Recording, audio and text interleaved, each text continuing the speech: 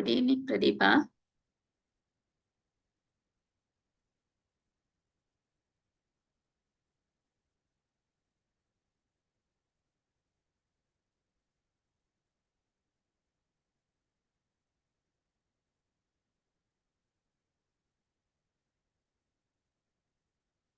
Good evening, Ishani.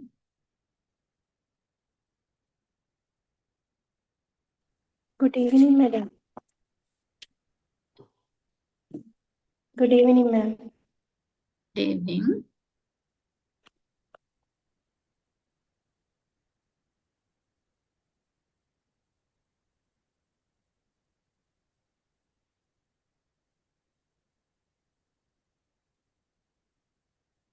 The last week continuation, that means what are the issues we have in developing countries.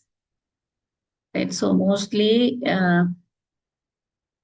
when we are comparing some countries, sometimes with developing countries or developed countries, right? So here, the second part of this presentation, so explain why in low-income economies, it has become difficult to provide primary education to all who are entitled to it. So without primary education, they can't move to secondary education, especially in the schools, right? So there are open university system and open school systems available. Those who miss the school also can join. But here we are talking about low income economies.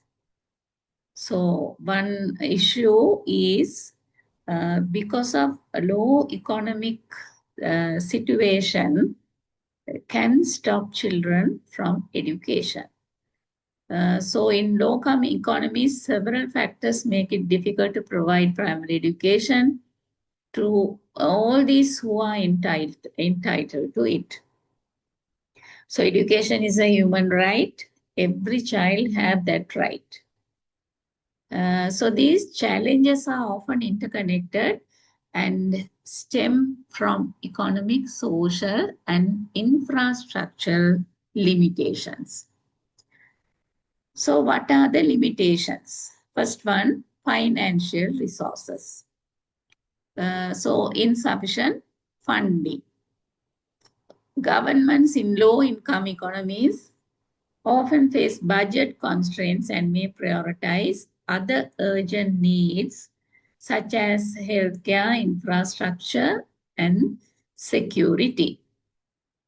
Especially in Sri Lanka, also the same, right? Compared to the other countries, our country also allocating little money for education. As a result, funding for education, especially primary education, may not be adequate to ensure universal access. So that's what we are in developing country category. And the second one is low public investment. So in low-income countries, there is a lack of sufficient investment in education. Both in terms of infrastructure and human resources. Right? So think of our country, how many schools newly built, right? So mostly they are putting up some buildings in same school, but they are not opening new schools, right? So international schools, of course, they started, right? And human resources, teachers' salaries and training. So always earlier it was so low salary for teachers, but now compared to the other jobs, the salary is okay. And the people who are investing in education is also very less, right?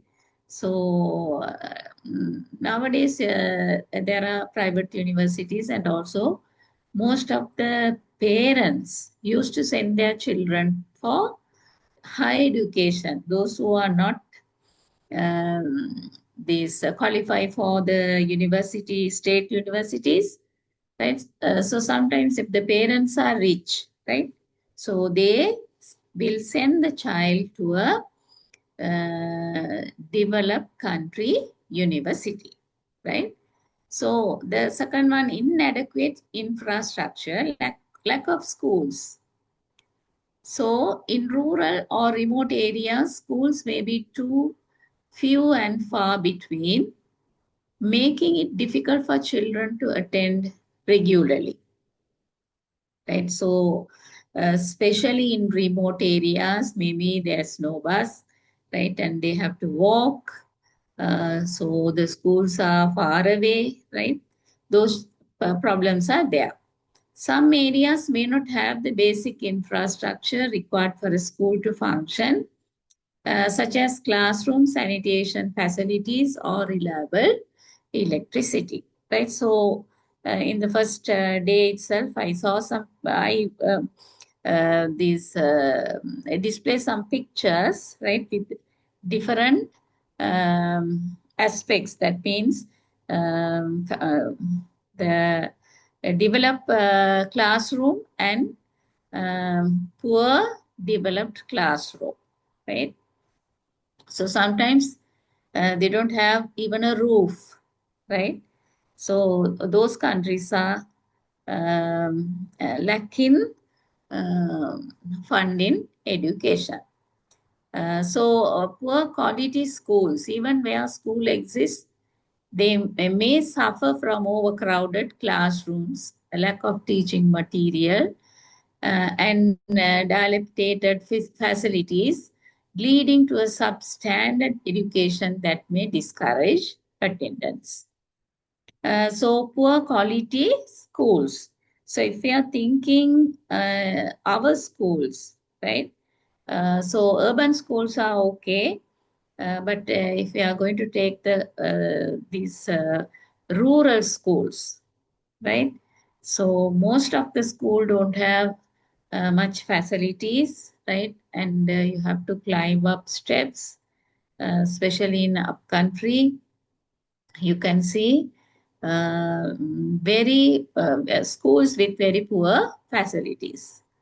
Uh, and as this limited financial resources, even in some areas, right?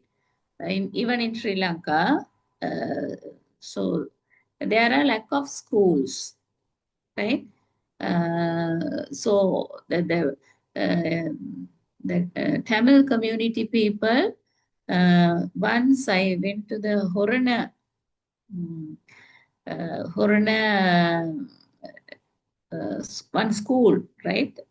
Um, uh, and we had a meeting there. So in that, few students, right, came and told that they don't have Tamil school to attend. So all are learning in Sinhala school, in Sinhala media, right? So those type of things also there, right? So international schools, of course, something different, no, right? International schools, especially private school, fee levying school, so only afforded people can attend, right? Mm. And teacher shortage and low quality of education. So teacher shortages sometimes in urban school, there are excess teachers, especially for some subjects. So the school can't use all the teachers, so they are giving different subjects or different work, right? So insufficient training and low pay for teachers. Teachers in low-income economies are often underpaid and lack proper training, right? So the government is insisting right? The teacher have to have pre-service education. So the pre-service training means that the teacher who are coming to school knows how to teach the children, how to tackle the children, how to prepare a lesson plan. So those teachers can handle the students well. If a teacher is coming without any training, right? Because almost we are learning in the school, but we are not any no one needs know how to teach, right? So that sometimes we are learning from the teachers, our own teachers, right? Anyway, anyone who are going to apply for teaching, right? So they need training. They must know how to teach, right? Uh, once we went to a school, so in grade one, right, we saw a teacher is struggling, right? She can't control the students. Students running here and there. They are playing inside the classroom. The teacher is shouting and try to control, but she can't control. So she fed up, right? Uh, so as outsiders, like we went inside, no, so that teacher got excited and told, I don't like this job, it's very difficult, so I'm going to find another job, right? Like, right? So if the teacher already trained, the teacher knows how to control the child, that class. And teacher absenteeism. In some low income regions, teachers may not consistently show up for work due to low wages, inadequate resources, or other socio-economic factors further disrupting children's education. So, teacher absenteeism, right? So, teachers have 41 days leave for per annum, that means per year. So, 20 and 21 days, I think.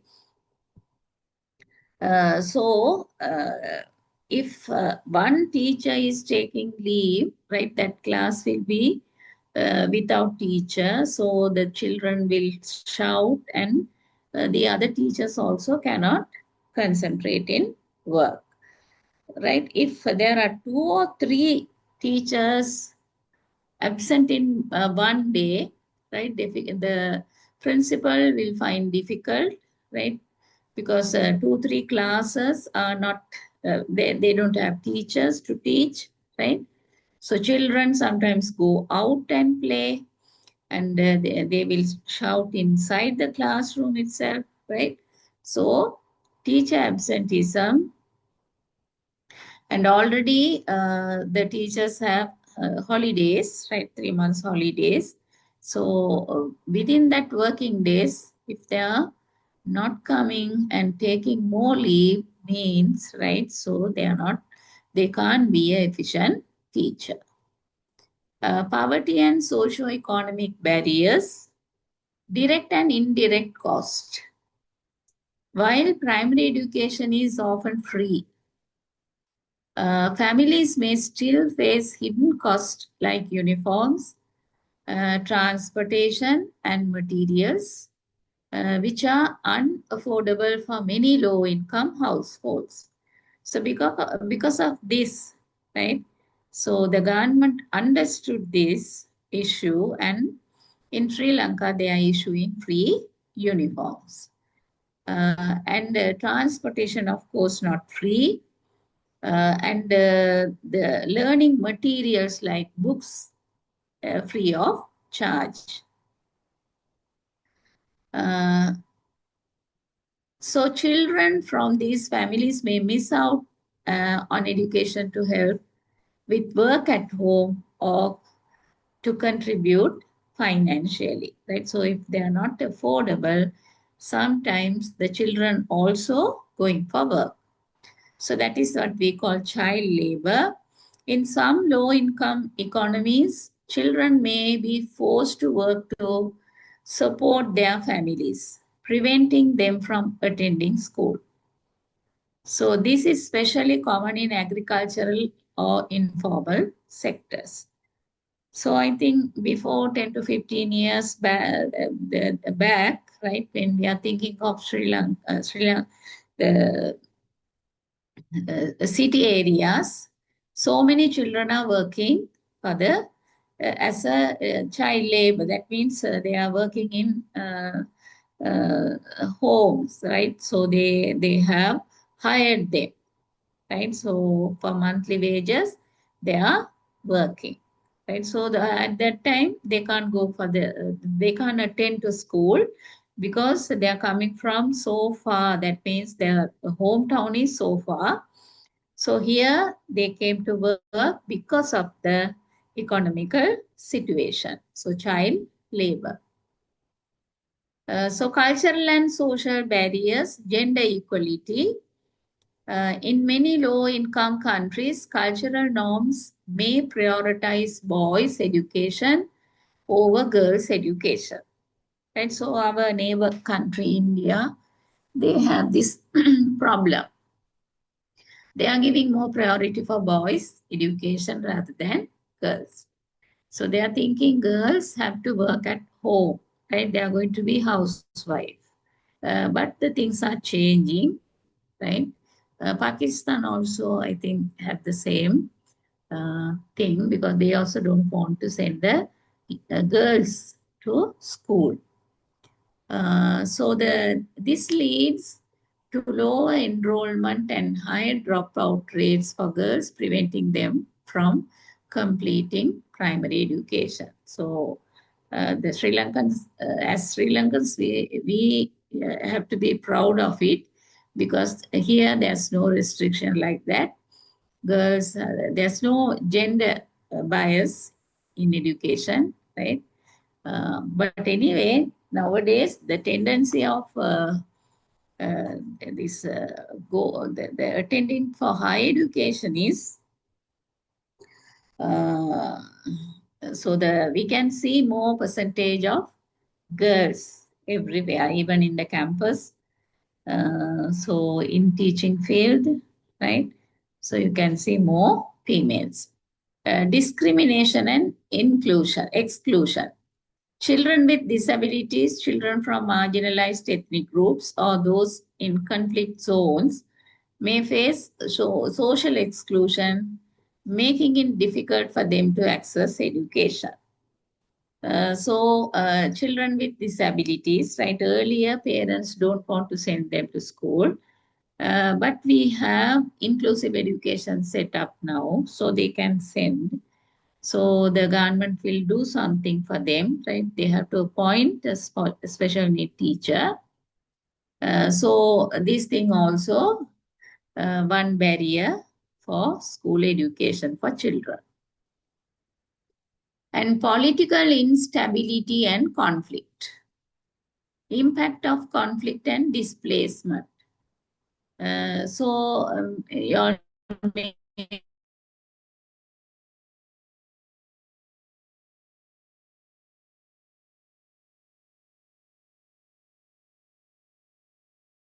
maybe you I can remember because we also had three people are highly scared. Wars, right? Children happen.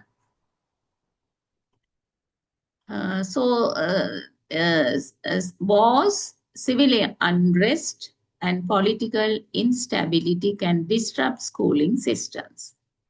Schools may be destroyed or repurposed for other users, and families may be displaced, further limiting access to education. Right. So I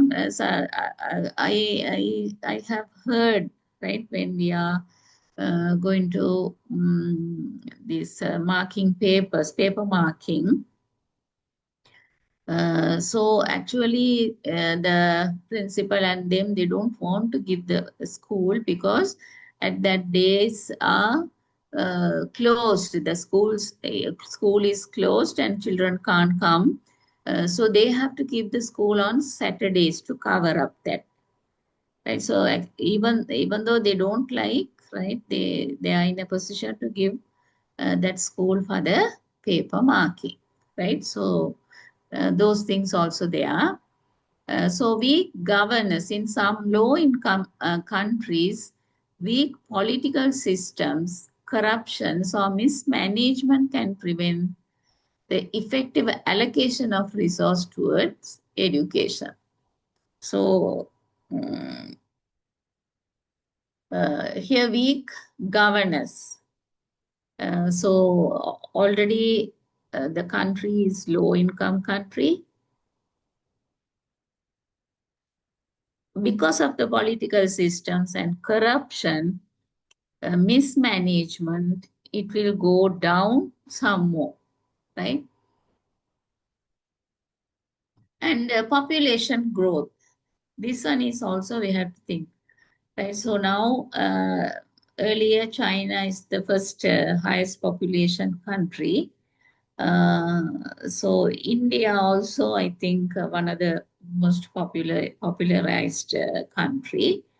So the population growth, right? So countries are trying, right, to the family plannings are introduced and the government is trying, and especially in China, I think they can have only one child, right?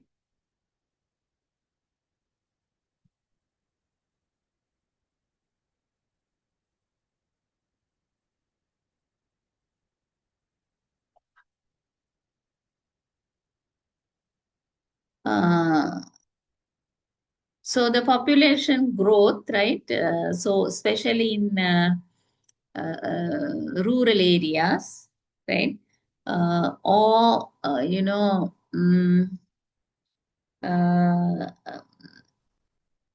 underprivileged or uneducated setup, right? They don't want to control, and they're believing God is giving children, right? So the population is growing. So when the population is growing, the country is finding difficult to, because already it's a low income country means, right? We are talking about these developing countries, right? So the increase in the number of children who need education may exceed the capacity of the existing infrastructure and resources, leading to overcrowded classrooms and lower quality education. So the other thing is health issues, malnutrition and disease. Poor nutrition, poor sanitation, and a high prevalence of diseases like malaria or HIV/AIDS can affect children's ability to attend school regularly or perform well in school. So now, of course, we are not much caring about HIV and AIDS, right? Once it was a very big issue, right? So malaria, of course, once I think they were this 100%. We didn't. So the malaria was not in Sri Lanka, but I think again nowadays it's starting again, right? So health issues also uh, a barrier to education in children. Malnutrition means their brain development is low, so they are finding difficult to learn. And poor government policy and implementation. So lack of effective policy implementation, while many low-income economies have policies aimed at providing universal primary education, right? So the Millennium Goals, right, in that primary education also emphasizing, because without primary education, it's very difficult to go to the secondary class. They have to start from the primary. These policies is often weak due to the inadequate government capacity, corruption, or lack of political will. So, in inefficient resource allocation. So even when funds are allocated for education, they may not be effectively distributed or used to target the most disadvantaged areas, leaving some regions or communities without access to education. So, in conclusion, providing primary education to all children in low income economies is a complex issue involving multiple barriers. So, these barriers require comprehensive and sustained efforts from governments. So, now we are learning one by one what are the barriers we have in education, especially small children primary education. If we are going to look for the educational problems, so Sri Lanka and Malaysia, as developing countries, have made significant stride in the area of education, despite facing similar challenges that many other low-income nations encounter. Right. So once I think Sri Lanka is uh, better than Malaysia, Maldives, even Singapore. But now, of course, Malaysia and Singapore went far away from us. Right? They are well developed, and Sri Lanka is still in stagnant place. So, so there are improvements in education in these countries can be attributed to several key factors. Right? In Malaysia, Philippines, Korea, Finland, right? So those countries have very much developed in education. So they are allocating more money for education. And also they are very concerned about teacher profession. When they are selecting teachers, they have strict rules to follow.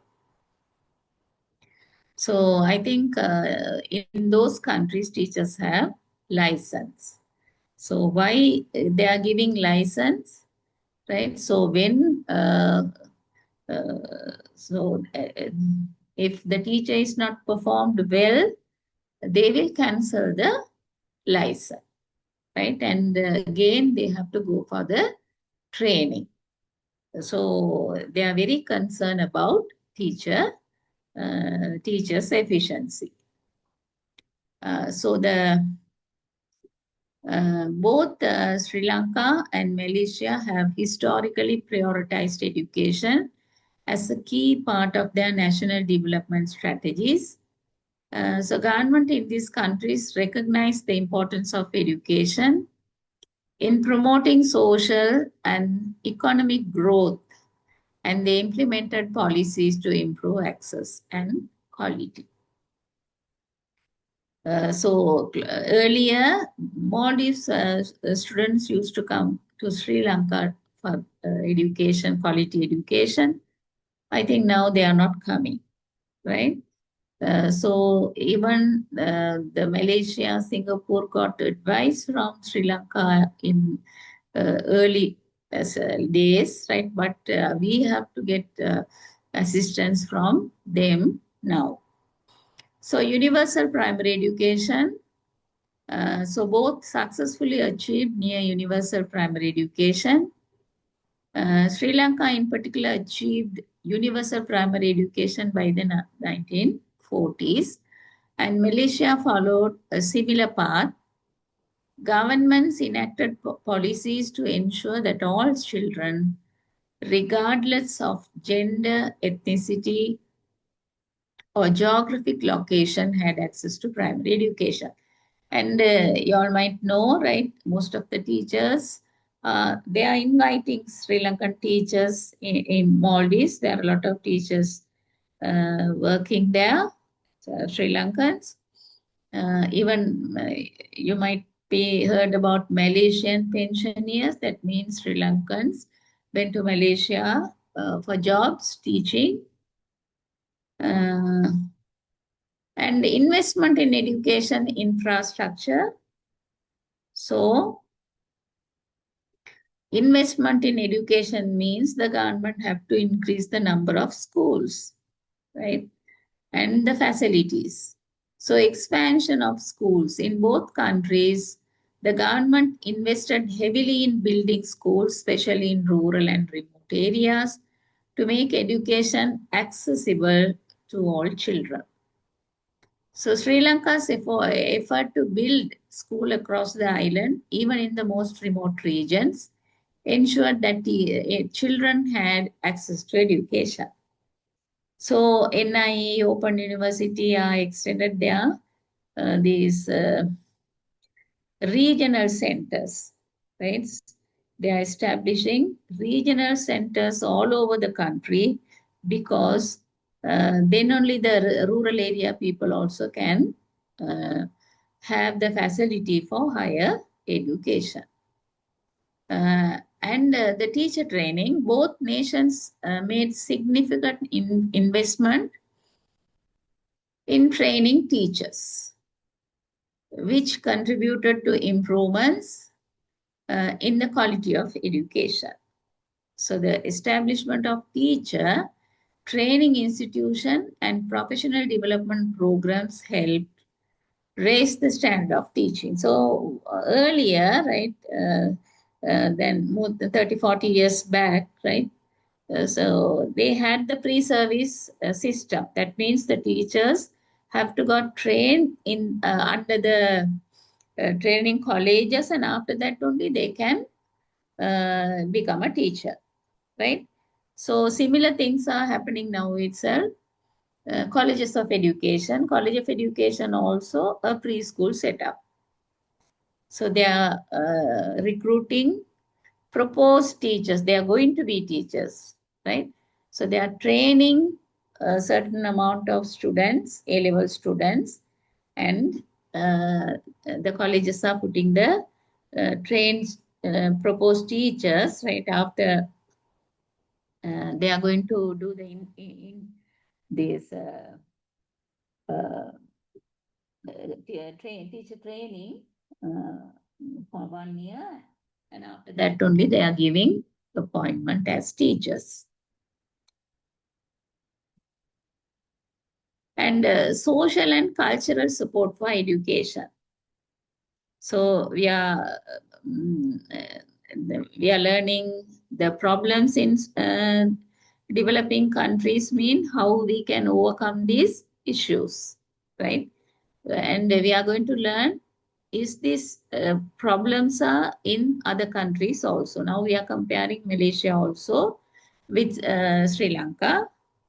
Earlier it was in the same level. Right now the disparities are there. Malaysia uh, improved a lot. And gender equality, both Sri Lanka and Malaysia have made strides in promoting gender equality in education. Sri Lanka, in particular, achieved near gender parity in education early on. And Malaysia has also made significant progress in ensuring that girls and women have equal access to education. Right? So both countries are going hand in hand. That means it's similarly developing. Government funded free education. So we have in Sri Lanka free education policy. Sri Lanka policy of providing free education to all citizens, which was implemented uh, in 1940, played a critical role in improving access to education. Malaysia has also implemented programs uh, to reduce the financial barriers to education, particularly for lower income families.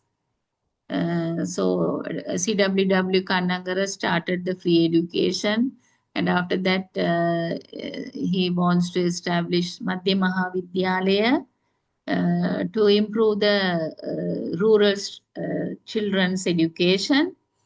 So likewise here in 1940 played a critical role in improving access to education. Malaysia has also implemented programs to reduce the financial barriers to education, particularly for lower income families. And then public funding for education. So government have to fund, right? So both countries allocate a significant portion of their national budgets to education, right? So I think everyone might have they're listening to the budget, right? And they are expecting whether any allowances allocated for teachers, right? Uh, so, uh, so budget allocation for education is very important. So this funding is enable the construction of schools, hiring of teachers, and provision of educational resources. The prioritization of education in national budgets has helped ensure that education remains accessible even in the face of economical challenges. So, if a country wants to develop their human capital, definitely they have to invest more money in education, right? Quality training.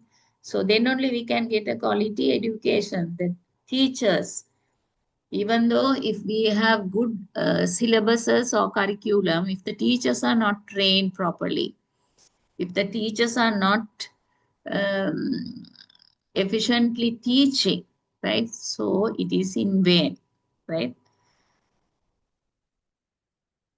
And economic growth and development, right? So education is the basic thing for economic and growth development. So economic growth and increased public resources, both Sri Lanka and Malaysia have experienced periods of economic growth, particularly from the 1970 onward. So economic growth in these countries allowed for greater public investment in education, improving access to quality of schooling, right? So the quality of schooling means buildings and the teachers, human capital, that means how the qualified teachers are there, how efficiently they are working. So, so so to work even, they have to have a good environment, especially working environment. Children must have good learning environment, right? So then only the education will be going to the children. So human capital development, recognizing the link between education and economic development. Both countries have made effort to develop human capital through education, which has contributed their social and economic progress, right? So think right now we have uh, the information technology. That means we are having a smartphone,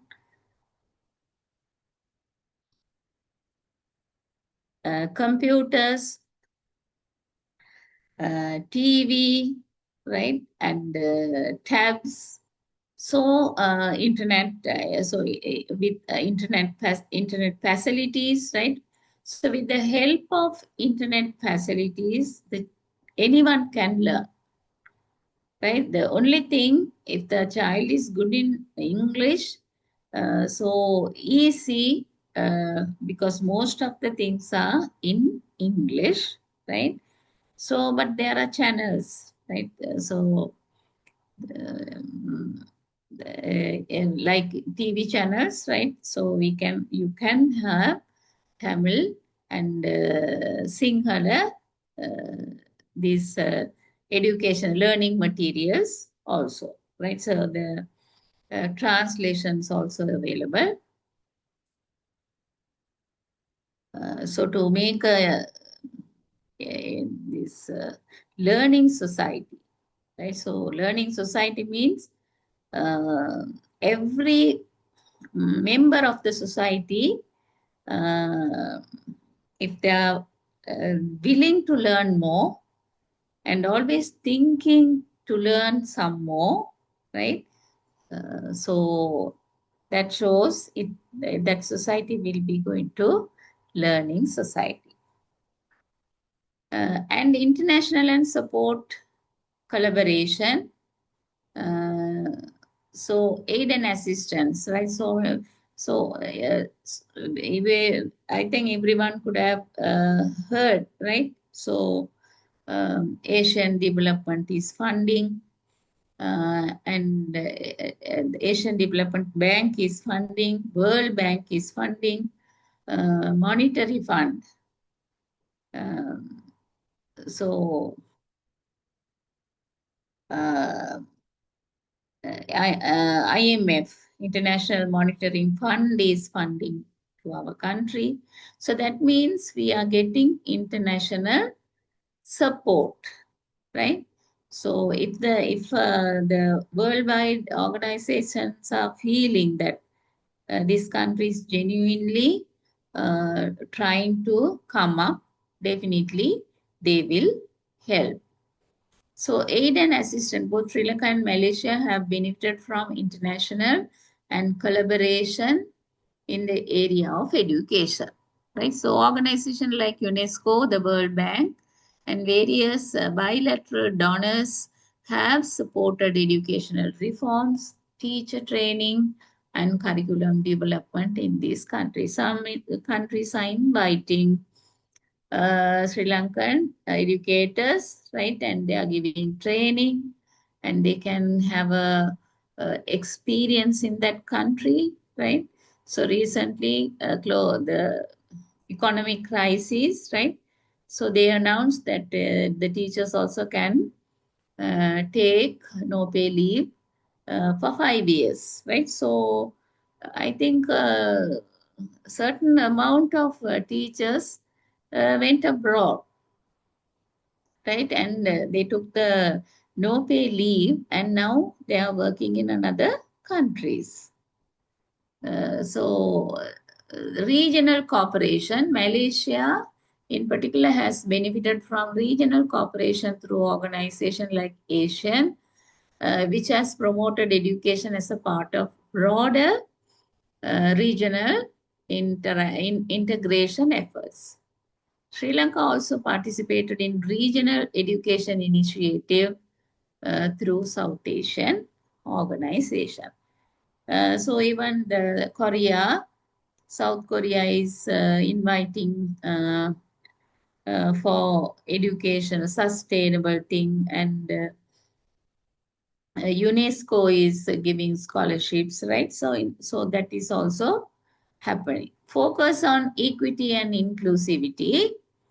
The education, through education only you can get in equity and inclusivity, right? Addressing regional disparities, both countries have focused on addressing regional disparities in education. For example, Sri Lankan's education policies have aimed to ensure that children in rural and remote areas have access to schooling, right? And Malaysia has implemented various affirmative action policies to address educational disparities among different ethnic groups. So they are working in two different ways, right? So Sri Lanka is thinking of rural schooling, and Malaysia is addressing educational disparities among different ethnic groups. And special education program in Malaysia, policies have been implemented to cater to the needs of marginalized groups such as indigenous communities and to integrate special education for children with disabilities into mainstream system. So the same thing is with Sri Lanka. Now we have inclusive education system here. So the marginalized, no, actually, we are not, the inclusive education means for the normal education, marginalized students also the welcoming because it's a free education. So here we have to think of the differently able children also. So even they have right to education. Now they have accommodated differently able children also to the normal class.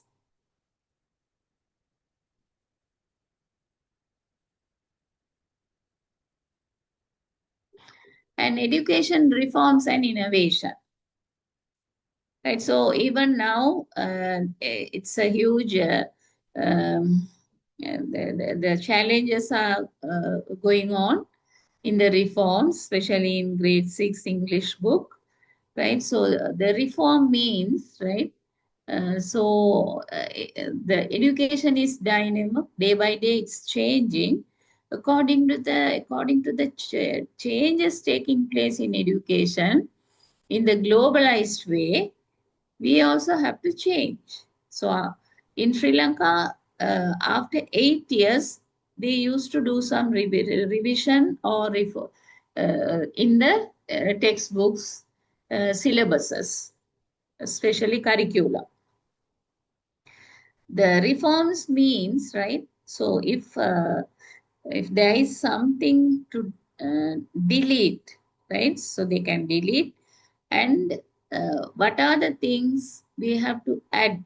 So we just can't decide, right? Through research only, they will come to know what are the things we have to delete and what are the things we have to add in the new curricula.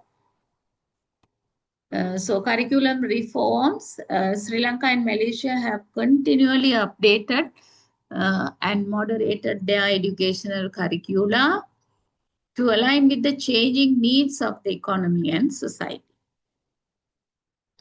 A reform to promote STEM, science, technology, engineering, and mathematics, right? So they are introducing STEM education in the secondary education, secondary classes.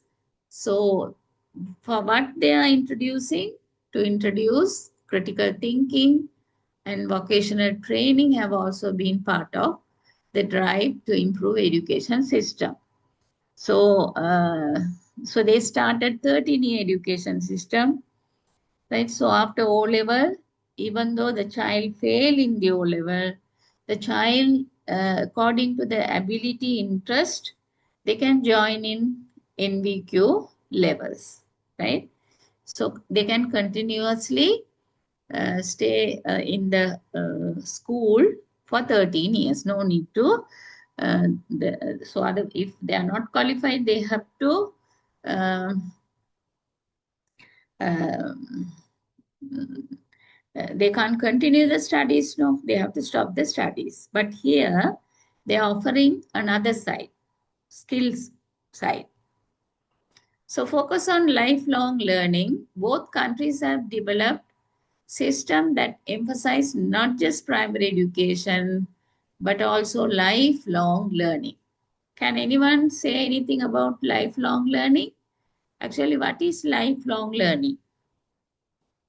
Learning society, and here they are talking about lifelong learning. Can anyone explain a little? That it means that learning never stops. It continues. Learning. Learning never stops. Yes, right. So actually, even though we are not learning in school, right, after certain years, some students are continuing studies, uh, and they are this continue the studies in universities, right? Uh, uh, so children who failed in the O level, they stop the education. But we can't say that is, if we are going to school only, we can learn, right?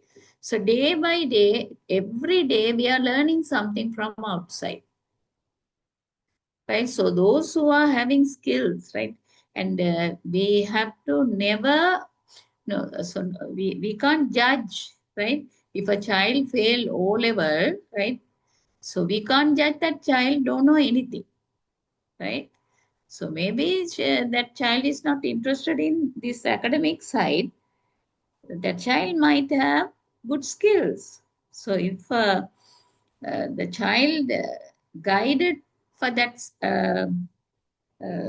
skillful side, definitely that child can earn a lot.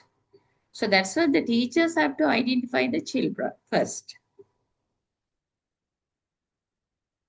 Malaysia has invested vocational and technical education. Even Sri Lanka is also doing that.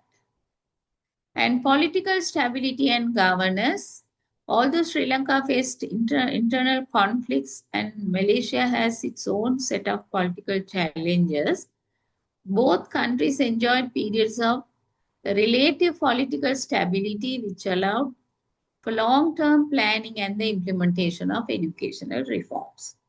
So both countries had faced, right, lot of war issues.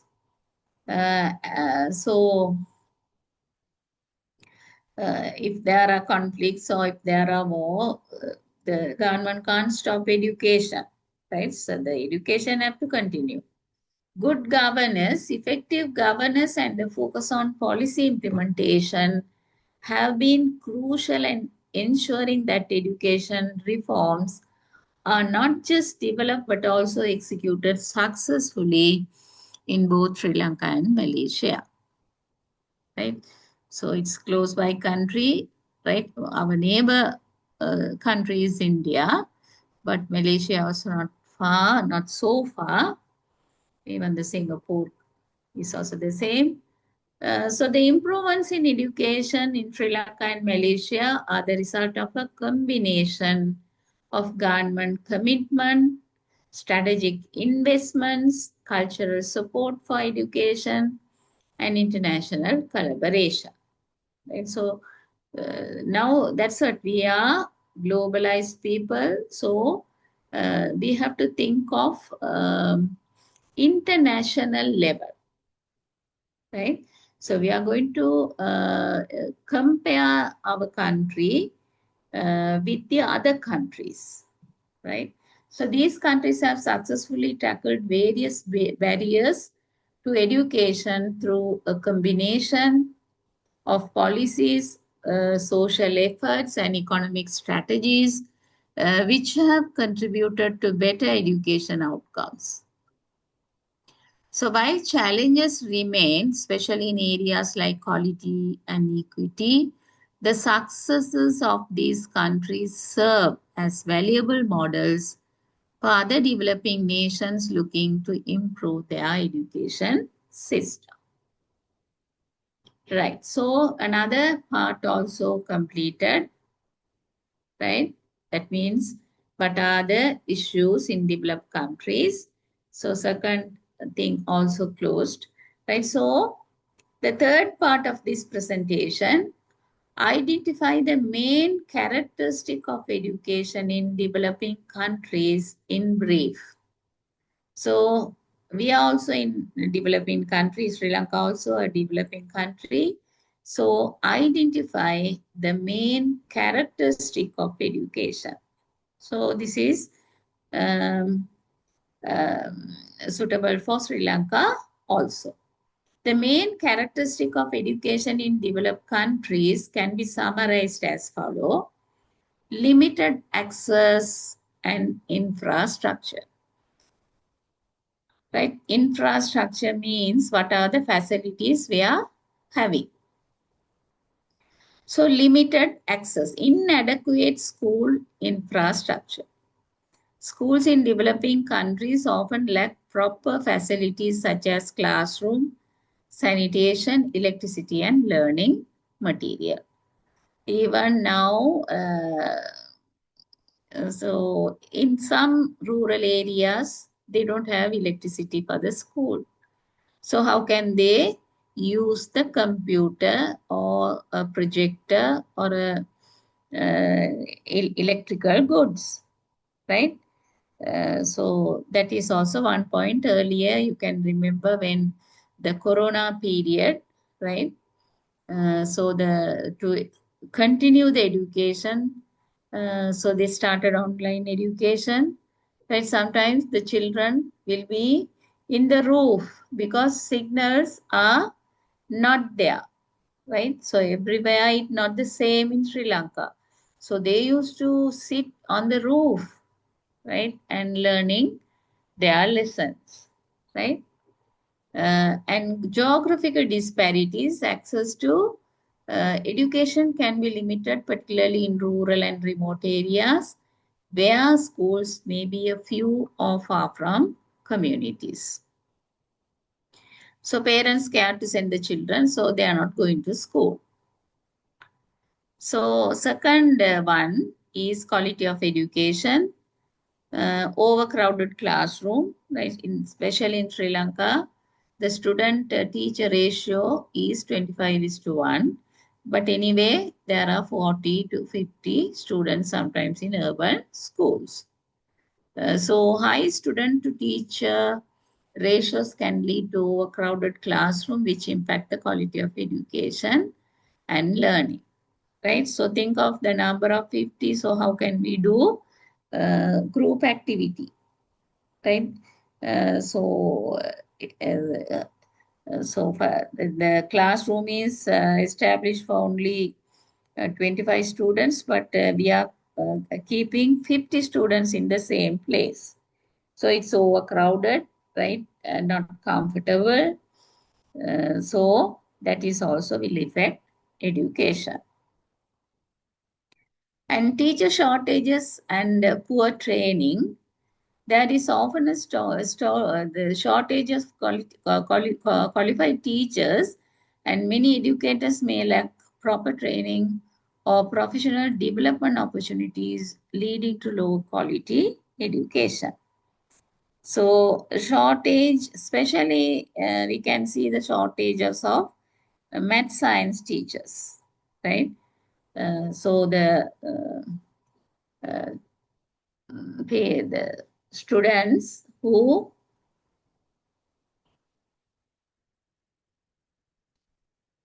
are science graduates and maths graduate, they don't like to come to the teaching field.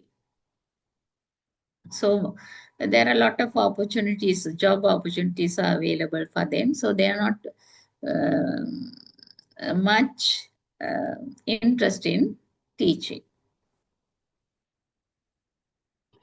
And low enrollment and high dropout rates. So dropout rates also another point, right? So from grade 1 itself, you can see the dropouts. Even high education, teacher education, we can see dropouts, right? So even in our campus, right, I used to uh, teach philosophy in the first semester, right? So I used to meet the new students first. So in the first semester, I can see more than 50 students in a batch, right? So I'm taking guidance and counseling in the second year, first semester. So in that, I can see the dropouts, right? So started with 50. After 1.5, 2 years, right? Sometimes it will drop up to 40, sometimes more than that. So there are a lot of reasons why they are dropping, right? Sometimes they are postponing the program, and especially economical issues, right? They're not able to pay the fees, and sometimes some students they are going for work, right? So those things are there. So poverty, child labor, and cultural norms can prevent children, especially girls, from enrolling or staying in school. And dropout rates, many children drop out school early due to financial constraints, family obligations, or the need to work. So child labor starts here because parents need money, so they are sending their small children for work. And gender equality, unequal access for girls. So boys and girls must have same type of human rights in education. There's no rule is violated, right?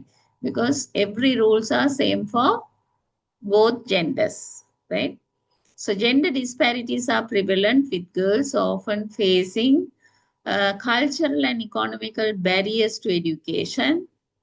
So this results in lower enrollment and higher dropout rates among girls, especially in rural or conservative regions. So in some countries, after the girl coming to the age, they are not sending the child to school.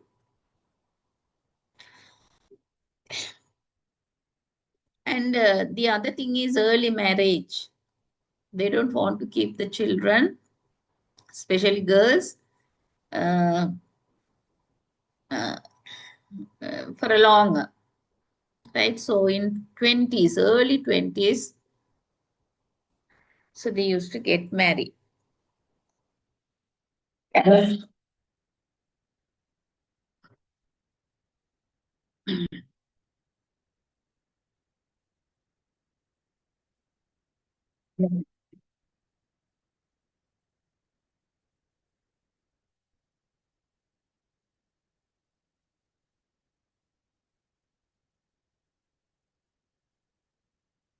Please read this. I will drink some water.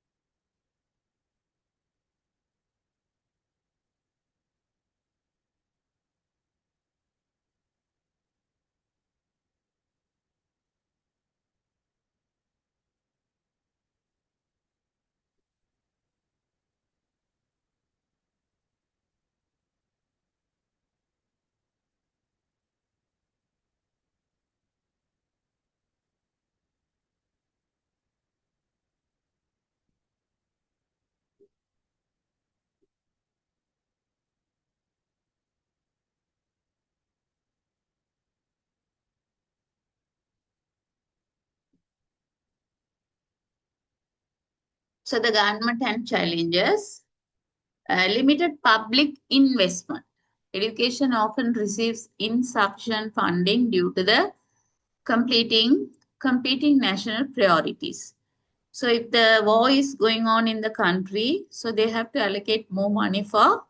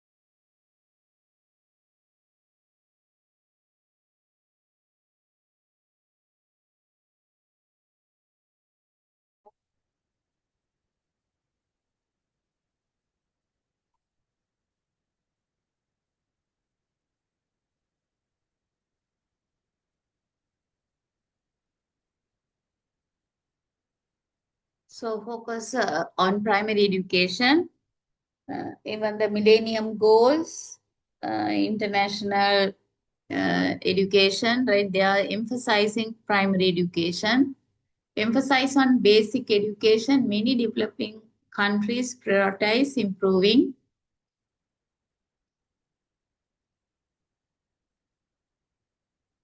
uh, primary.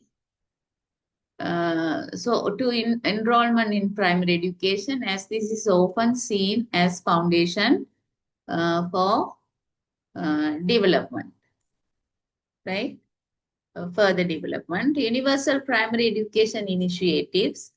Efforts to achieve universal primary education have been a key focus, although challenges remain in ensuring quality and retention. Right, so I have met many parents, right? So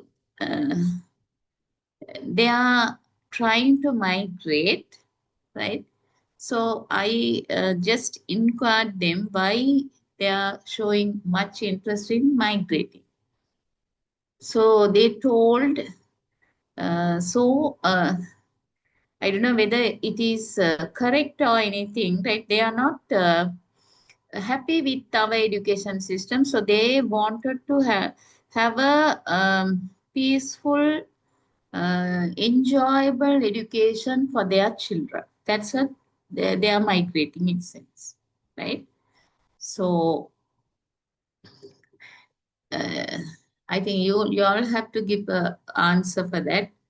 What is your intention, and you all um,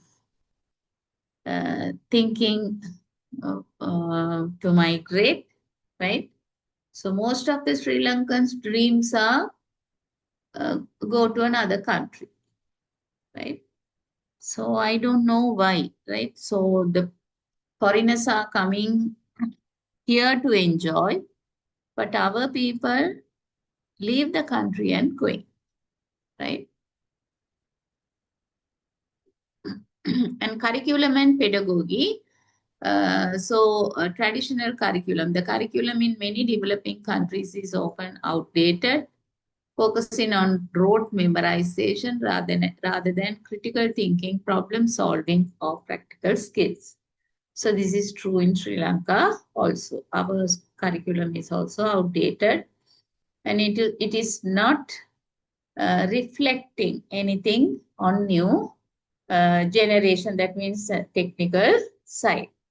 So lack of technological integration, limited access to technology and resources means that many schools do not incorporate modern teaching methods or digital learning tools. Right. So after online teaching, most of the teachers learn to give online education, use digital tools, right? So are they still continuing, or they went back to the traditional teaching? That is the question. Impact of poverty and health issue. So developing country means we can see poverty in some areas, right? So economic barriers is one thing. Families may struggle to afford indirect cost of education, health and nutrition, cultural and social factors, right? Especially cultural norms and child labor. These are the impact of poverty and health issues. If a child is having a health issue, so it will prevent that child from education. International support and aid. Uh, Already we learned this, right? Internationally, there are organizations, non-governmental organizations are willing to help to give financial support for educational programs, even technical assistance, improve their education system, right? So JICA and some other NGOs, they are coming and helping, giving training to our children. So these characteristics highlight the complex and interconnected challenges that developing countries face in providing quality education to all children. So while progress has been made, significant efforts are needed to address the systemic issues in these education system. So this last sentence, they say indicate, right? Each and every country must need, right? So they have to find out what are the problem and issues we have and how to prevent that, right? So then only they can take significant efforts.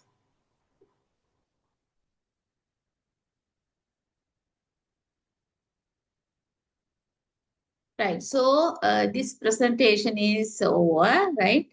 Now we'll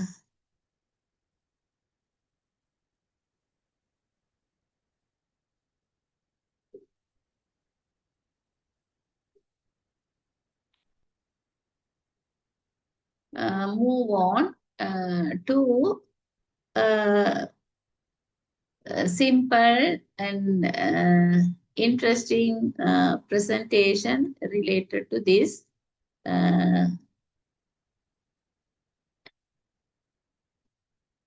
problems um, faced by the developing countries, especially we'll see what is going on in our country, right? Current problems and issues in education in Sri Lanka. What is the current problem we have, right? So education is the most powerful weapon we can use to change the world, right? So the Nelson Mandela, is from Black community, right? So those people also had this type of problem. That means racial problems, right? So in some countries, right, the white people don't want to stay with them and learn, right? So the white people have different schools, black people have different schools, right? But anyway, so the only weapon is education to change the world, right? So here there are 10 countries, right? GDP per capita and literacy rate was there, right? So here you go through this chart and tell me which country has the best education system.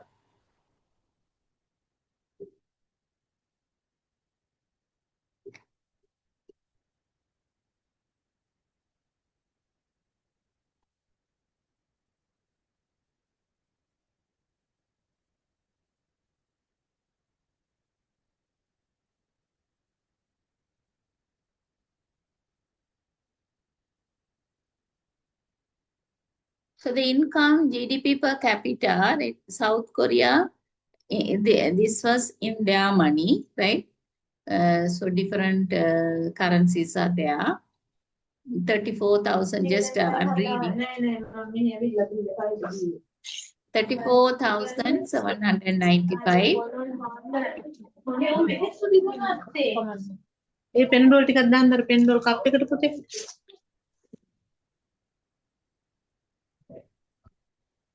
Right. So the South Korea 34,795 and literacy rate is 97.9. Right, as Sri Lankans, we are thinking we are the highest literacy, we have highest literacy rate.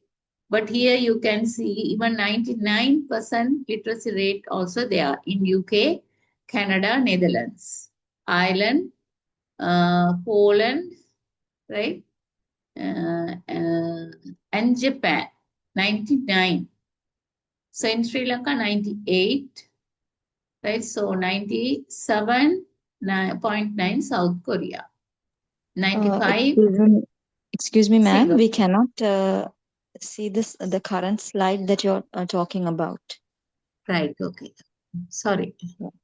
No problem. I think I didn't share, right? Okay. Can you see now? Can you visible now?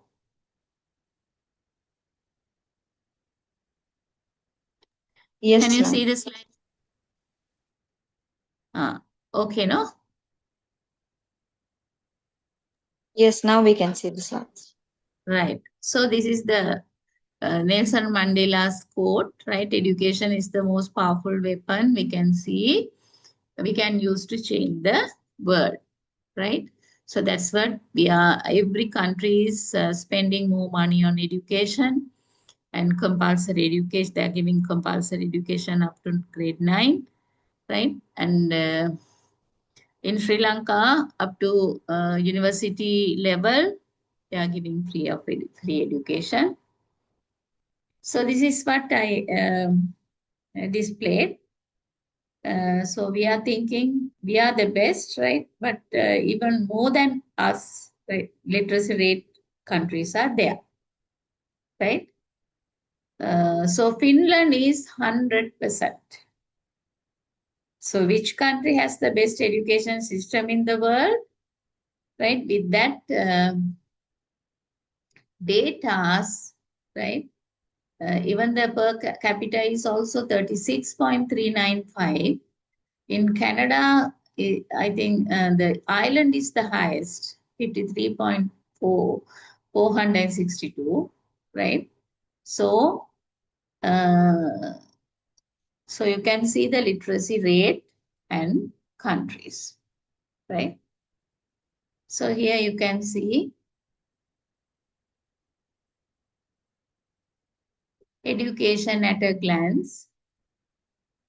So unit cost is 29,176 student unit cost.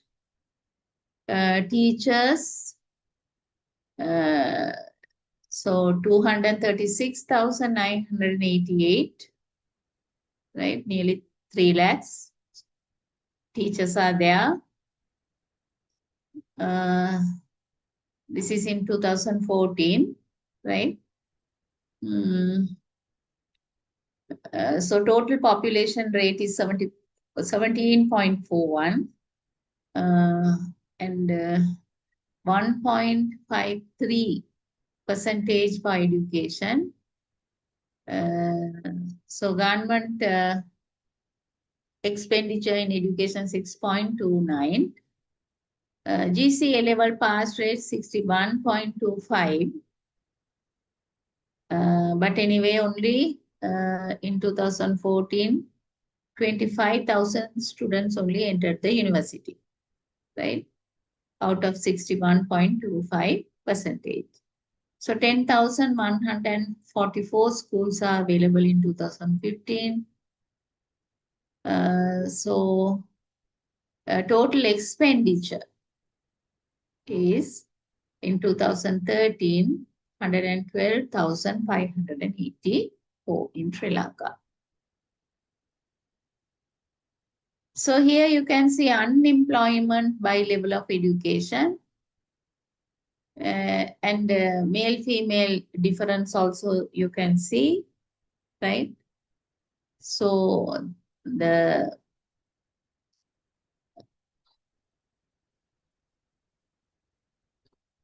below grade 6 level also there.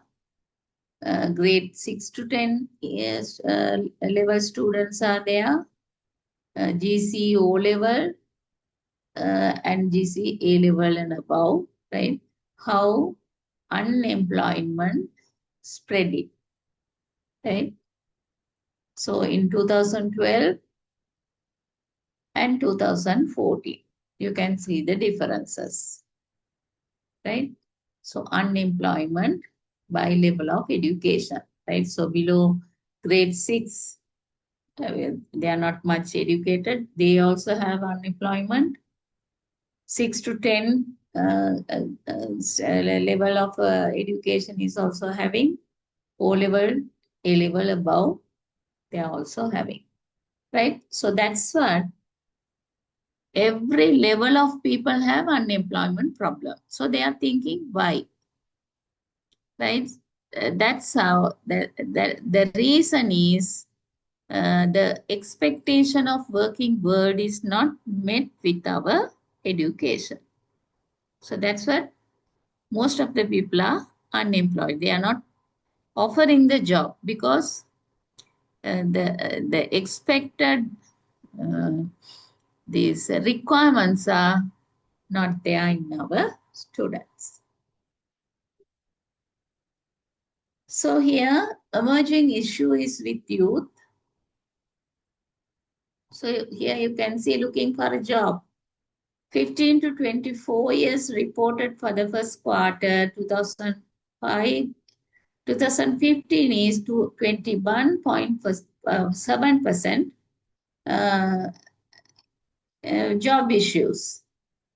Inaccessibility of quality of education and training. So why they are not getting jobs? So there is a reason behind. So it is our education is knowledge based, not skill based.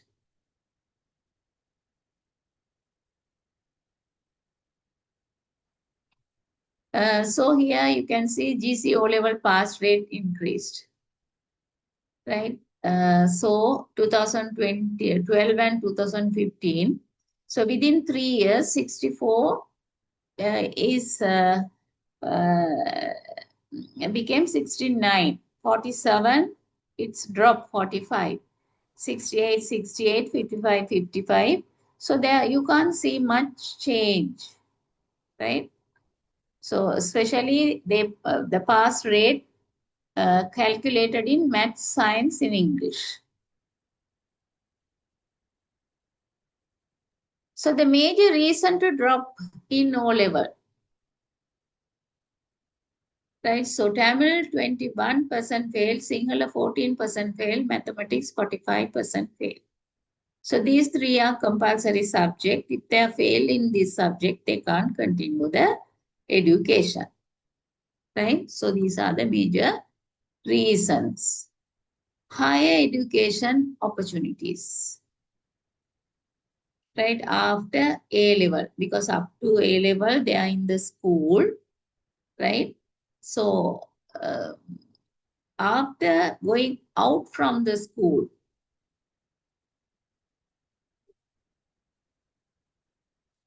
only 10% students are entering the university. So we have to think of the 90% of the students, what they are doing. So 8% go abroad to pursue their studies because they are rich and they have enough of money. Vocational education, 8%. So those who are interested in skill jobs, they enroll in vocational education. And higher diploma, HND and NDT is 4%.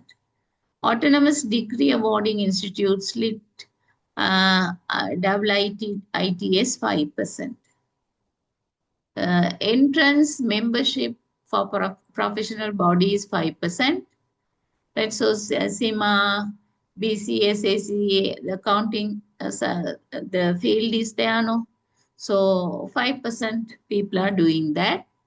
National University 16%, right? So they are taking 25,000 students. So these are the higher opportunities. Other than this percentage, they are in the society without any qualifications. So bridging the gap. education, employees, and industry.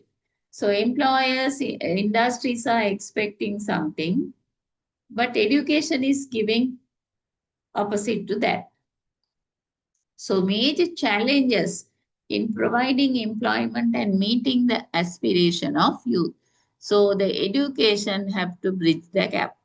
You have to make change in education, and we have to change the education to attract by the employer and the industries, right? So the needs have to be met. Then, so if the graduates or those who are going out from school is skillful, if they suitable for the requirement of world of work means no problem. Right now, there is a big gap, right? So to fill the gap, you have to change your curriculum, teaching methods, facilities, quality of education, right?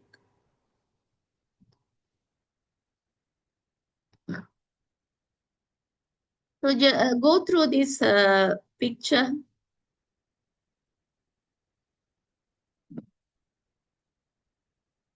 Future opportunities. So for which area future opportunities are more? For which area? Computing. Yes, computing 60%. That's what IT stream introduced, right? So worldwide IT is very much popular. So even so there are a lot of programs going on under IT, right? So the artificial intelligence is there, and cyber security. Lot of new courses introduced in IT faculties. So engineering 26%, physical science 5, life sciences 5%, mathematics 3%, right? So system analysis 10%, software development 25%, support specialist 11%, right? So that 60% is, right, allocated for IT. So future opportunities. So now, so as teachers, we have to uh, make aware the students for which area is having more opportunity, more salary, and more expectation for the future endeavor, right? Development. So global internet penetration in 2015. So we are using internet, right? Uh, especially in Sri Lanka, I think most of the people are using mobile phones, right? So in the smartphone, right, you can go to the internet, but you have to have the connections, right? So here, the country-wise, North America 88, Central America 43, South America 56, West Europe 81, East Europe 58, Central Asia 38, Middle East 36, Africa 26, South Asia 19, Southeast Asia 33%, East Asia 51, Oceania 69. So you can hear South Asia is having the least percentage, 90, right? So we are also coming under Asian group, right? So Central Asia also 38%. but West Europe is, North America is the highest, 88. The second highest, West Europe, right? So education in the palm of your hand. Now, if you have a smartphone, so your the education is in your hand. You can find any information. So technology investments are challenging global education. So see, earlier we had slate, right? And in that only we wrote. After that, exercise books, right? Now they are using tabs, right? Laptops, computers. So in the future, I think no need to write. Directly they will type.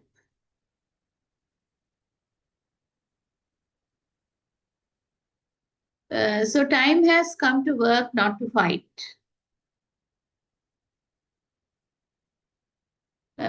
So in our universities, right? So with a lot of effort, children studied and got 3 A's, right? And entering the university, but because of the is ragging, right? Some students committed suicide and they're leaving from the university, right? And they don't want to enter the state universities sometimes, right? So uh, even the students have to understand they are going to the university to educate themselves, right? Not to fight or not to torture others, right? So here strategy is a continuous process, keep current. So as teachers, right, in education, you have to use different strategies, right? So then only you can give good education for your students. Here you can see new models for education are creating exciting opportunities. How is your world changing? Let's have conversation, right? So education is dynamic and the world is also changing very quickly. So to match that, right, we have to educate ourselves. So higher education, this is regarded as the most valuable stage of one life, right? So nowadays you can realize, right, even for A level, there's no job opportunities, very few, very less, and with less salary, right? So the higher education is needed, right? Most of the bachelor students are coming for masters because they don't have job. They are thinking if they are doing masters, reading masters, even after that they can go to a job, right? So higher education granting is done in 2 ways, through private colleges, through government universities, right? So there are state universities, 15 state universities are there functioning. Uh, Now the government has introduced non-state universities, right? So it is not state universities, non-state universities, and private universities also there. And most of the prestige universities of foreign countries are having teaching center, right? Teaching center in Sri Lanka, right?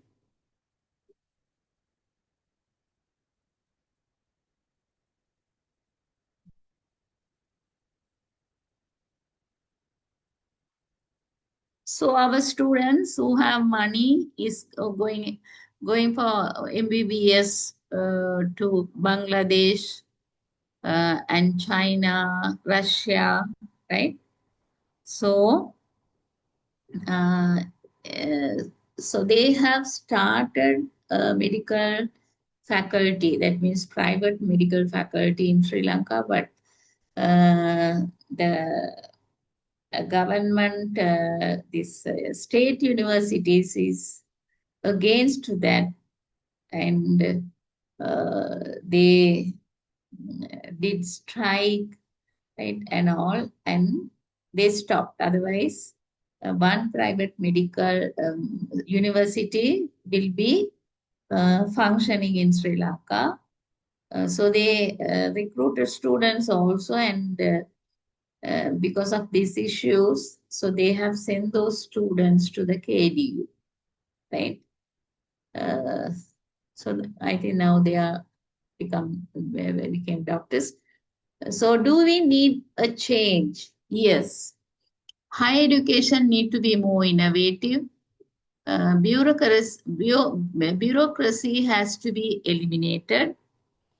PgIA Research Center example, uh, mm, and inefficiencies in management, other undisclosable events should be minimized. Right? Strike and ragging, right? Those things have to be minimized. So universities should practice attaining goals, creating employable graduates. So this word is important, employable graduates. So they will be able to they satisfy the world of work, right? So employable graduates through an efficient, effective education system while implementing proper planning, organizing, leading, and control. Right? So that is very important. We are always talking about schools, but we have to talk about universities also. The university also have to change, right? Because they are producing graduates. So the graduates have to be uh, employable, right? So according to that, they also have to change the syllabuses, curriculum, and things. So here you can see. So your input is knowledge on subjects and foreseeable opportunities in the marketplace, developing skills and abilities. You have to output this in schools. So the process, blending and inputs together and giving an overall knowledge. How you are delivering, blended method.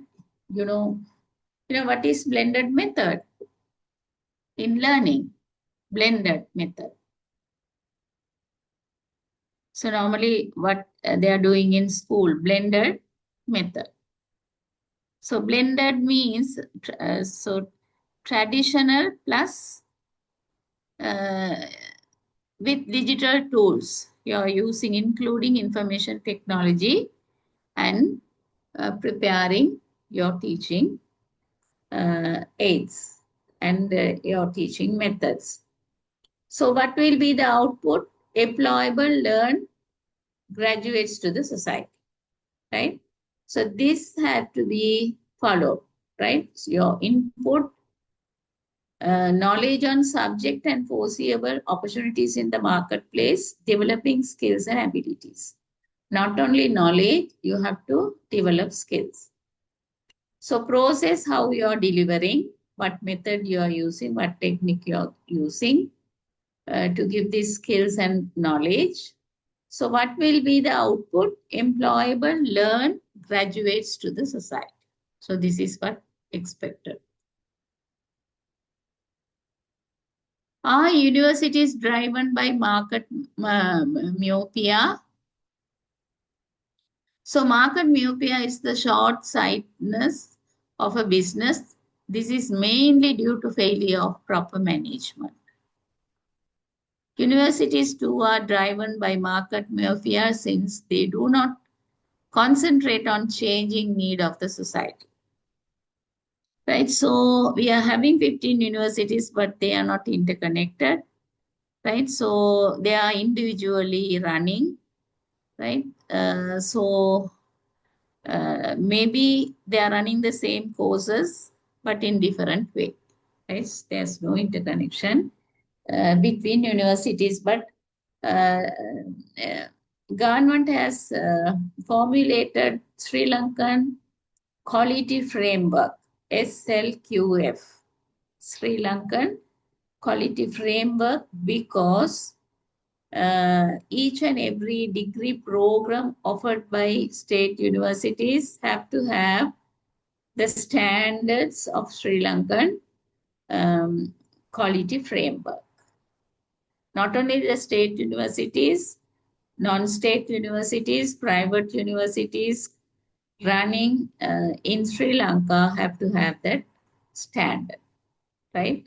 So, so that was formulated to maintain the standards of graduates. So areas where universities could be trapped in market myopia, focusing mainly on the syllabus, less practical knowledge given, uncertainty of the future market need, right? So focusing mainly on the syllabus, right? Even teachers are like that, no, I have to complete the syllabus. If they are doing some extra curricular activities, difficult to complete the syllabus like.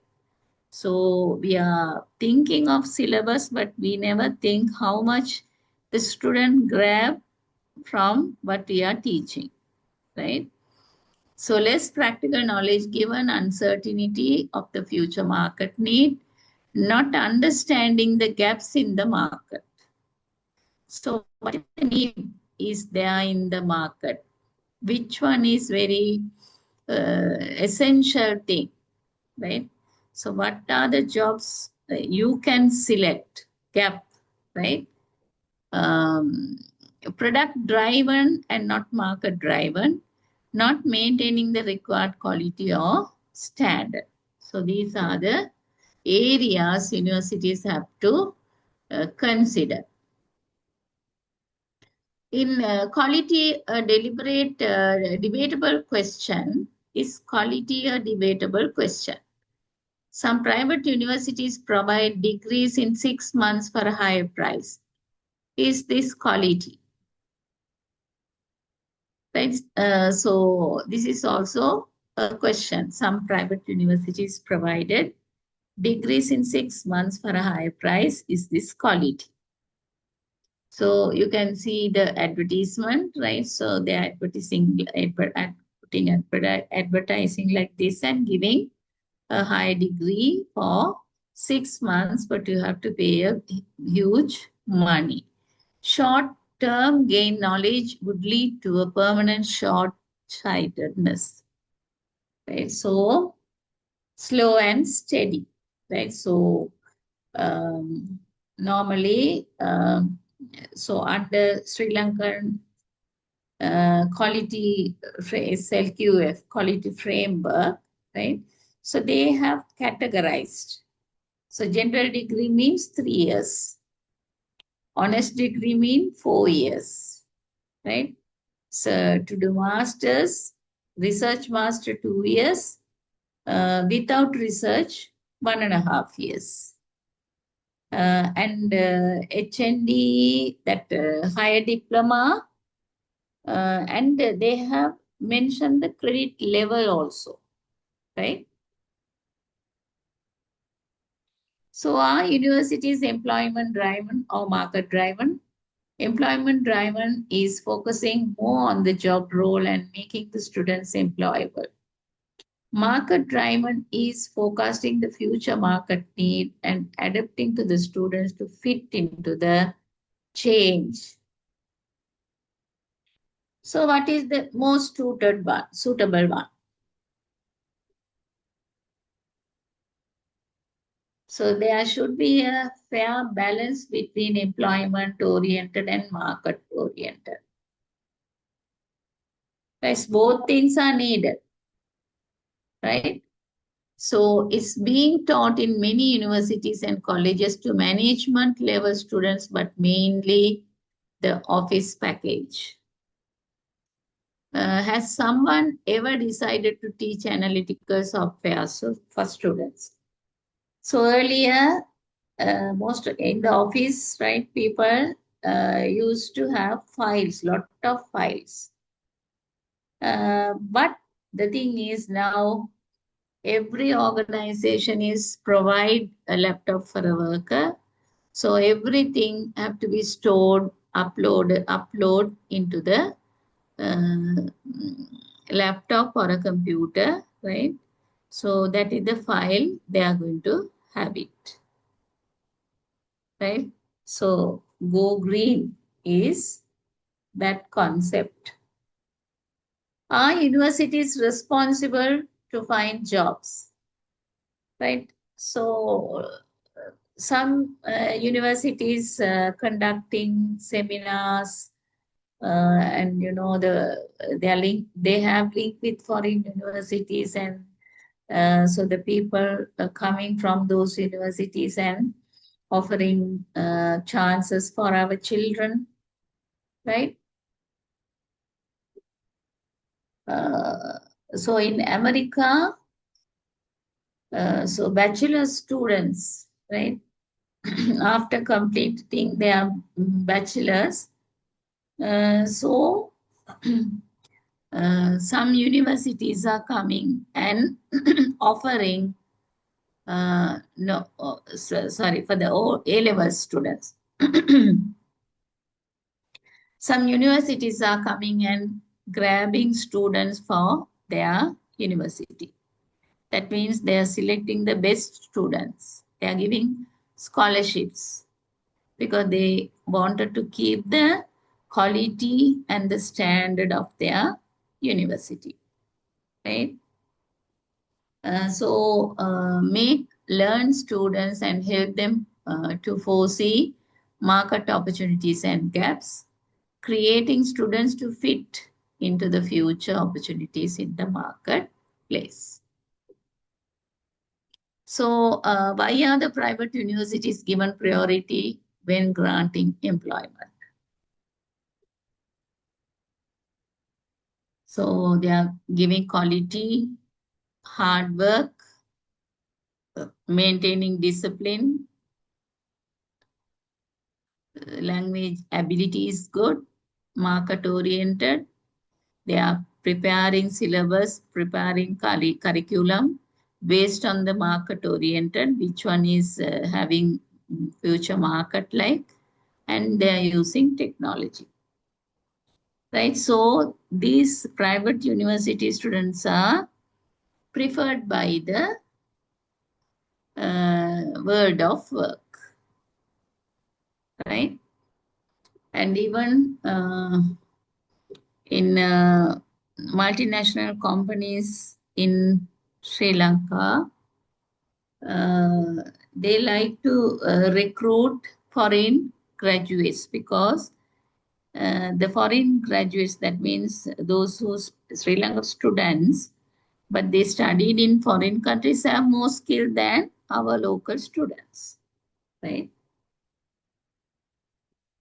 And education has produced a vast population able to read but unable to distinguish what is worth reading. So what knowledge they needs to be given should be decided by universities. There should be innovativeness and quality carved into the knowledge given. So innovativeness, right? So, uh, so uh, uh, I went to Canada and I visited Toronto University and Queen's University, right? So they are very flexible. They are allowing anybody inside into the university, and we can go around, walk around, right? And they are having all the results of each batches in the wall. They have um, this display, right? Um, uh, the thing is, right, just they had a conversation with us from which country you all are coming. So we are from Sri Lanka means, so they told, right? So Sri Lankan peoples can memorize well, they are very knowledgeable, but the thing is, they can't innovate anything, they can't invent anything, right? Uh, we are producing children to invent and innovate. That is the difference between Sri Lankan education and our education, like, right? So, as teachers,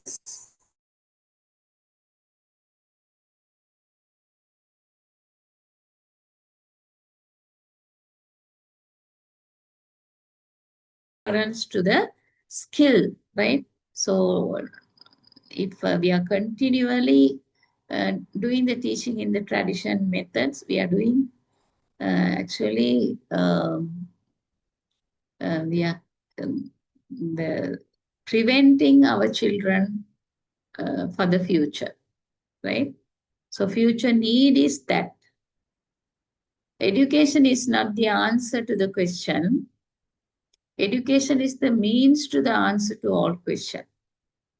Universities have huge responsibility in giving the education that helps to answer all questions in the outer world. So here you can see universities must self-sufficient central bank governor Ramani Gangarache Wednesday. This is 2001. You must be knowing this person, Cabral. So Ajit Niwad Cabral. Therefore, our universities have to stay engaged and stand close to dialogue with the industry by being active and flexible to put out high quality products who will give value to their organizations, right? So in the central bank, right? So they are the people who are allocating money for the development of each field. So as conclusion, the higher education system needs to be changed into having a balance between employment oriented and market oriented. So this process should be start from secondary education systems. So I think now they are introducing career development, career guidance in secondary system. They have prepared 2 books, right? So the children, so that means from the primary itself, right? Step by step, they must understand their skills, children, their own skills, and also they have to select, right? So for that, they need help from the teacher because they are very small. According to the potential or their skill, if they select a proper skill stream, right? Whether that child is going to study maths, whether the child is going to learn commerce, because limited schemes are available in Sri Lanka. So universities are responsible for finding jobs, but they are responsible in giving quality education and cater to fill the gap in the marketplace by helping students to prepare for a better future. So higher education is driven by market mafia, and this has to be changed by properly managed and cater to the market need. So our syllabus have to satisfy market need, right? So then only the children will get working opportunities, job opportunities. And there should be a quality improvement in higher education. The correct policy implication for higher education is required, uh, not a ad hoc policy, right? So when the policy have to be very firm, need a strategic plan for Sri Lankan education to overcome the present issues. 10-year plan for Sri Lankan education. So this is the aims and objective of education in Sri Lanka. So there are national goals, right? As teachers, you all know, because that national goals are in the textbooks, right? They have printed. So by national goals, the achievement of social cohesion, national integrity, and national unity. That is the first goal of Sri Lanka education. The establishment of a pervasive pattern of social justice. First one, national unity. Second one, social justice. Third one, the evolution of sustainable pattern of social justice. Same thing, second, right? So there are 9 aims, national goals, right? So you can go through, even if there are things written in our books, right?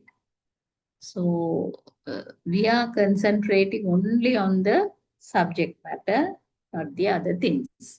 That is also uh, a lacking ability in us, right? So we, as teachers, we have to teach the students how to learn. That is very important.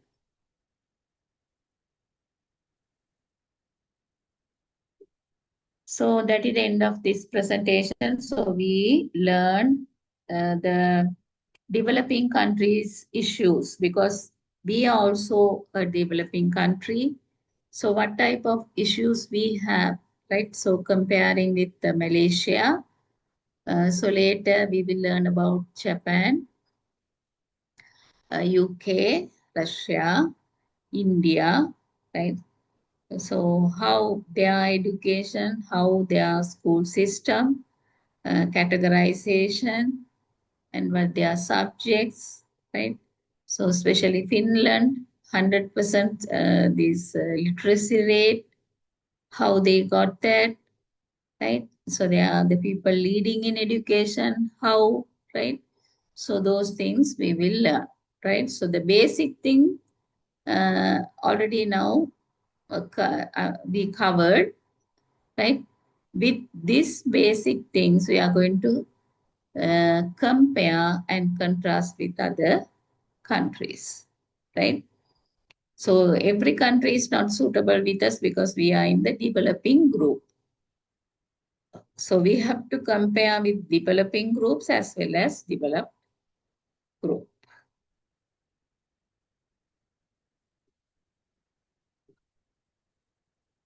Excuse me, So ma'am. is Can you there, please, share this PPT PowerPoint yes, with us? yes, yes. Thank you. So is there any questions?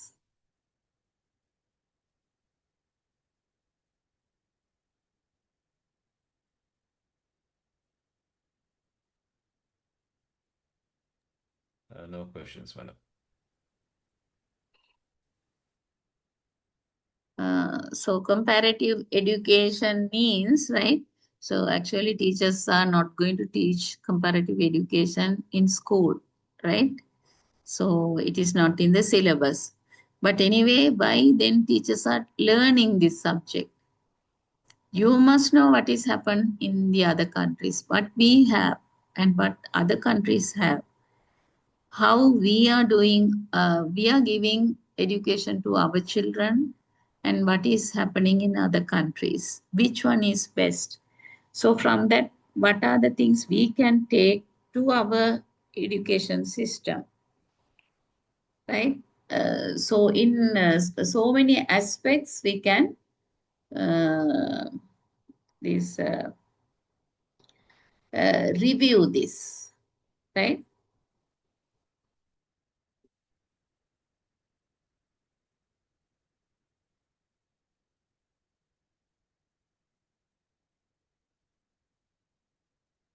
Even you all also collect some information related to comparative education, right?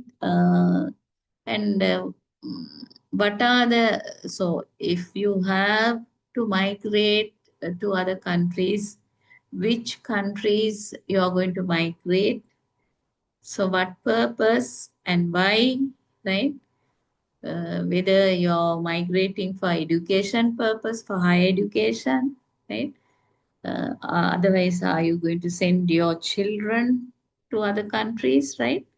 So in that case, this comparative education is very important, right?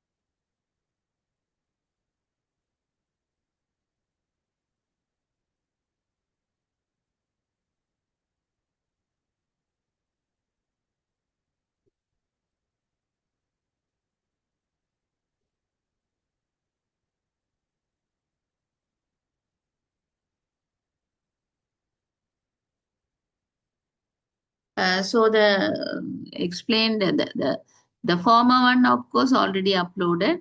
The part of it only I explained. The new one I'm going to upload, right? Okay.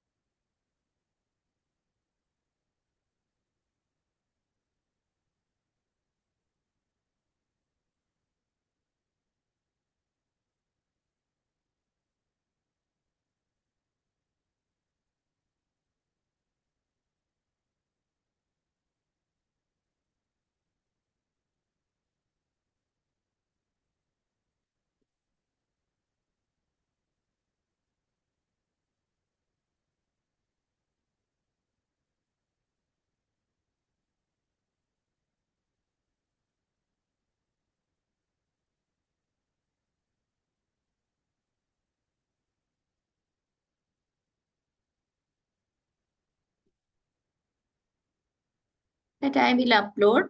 Right. Thank you very much. Good night. Thank you, madam. Good night. Good night. Good night, madam. Okay.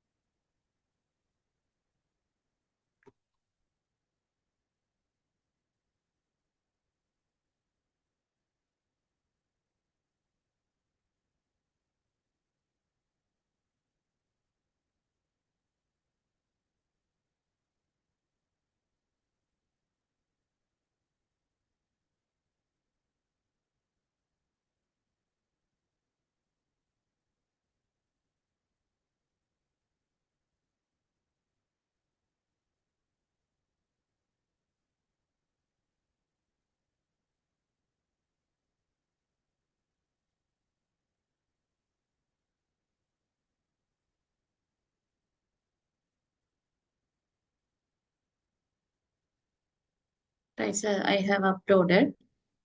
Right. Thank you.